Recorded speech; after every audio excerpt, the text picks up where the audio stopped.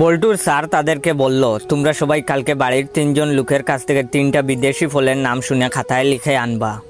বল্টু বাড়িতে গিয়ে বাবাকে জিজ্ঞেস করলো, বাবা একটা ফলের নাম বলো তো। বাবা বললেন, তোর এইসব আজাইরা পেঁচাল শোনার সময় নাই। বল্টু এটা লিখে নিল। তারপর বল্টু তার দাদুকে বলল, দাদু বিদেশি একটা ফলের নাম বলো তো। দাদু বললেন, তুই একটা পাগল। বল্টু তাও লিখে নিল। এরপরে বল্টু তার ভাইয়ের কাছে গেল, গিয়ে বলল, ভাইয়া একটা ফলের নাম বলো তো। তার ভাইয়া বলল, তোর কথা শোনার সময় নাই, আমার গার্লফ্রেন্ডের সাথে দেখা করতে যেতে হবে। বল্টু এটাও লিখে নিল। পরের দিন বল্টু গেল স্কুলে। বল্টুর স্যার বলল, বল্টু তুমি বাড়ি থেকে যে 3টা ফলের নাম লিখে আনছো সেগুলো বলো। বল্টু বলল, তোর এইসব আজাইরা পেঁচাল শোনার সময় নাই। স্যার রেগে গিয়ে বললেন, কি তুই আমাকে চিনিস? বল্টু বলল, তুই একটা পাগল। স্যার বললেন, কি? চল তোরে প্রিন্সিপালের কাছে নিয়ে যাব।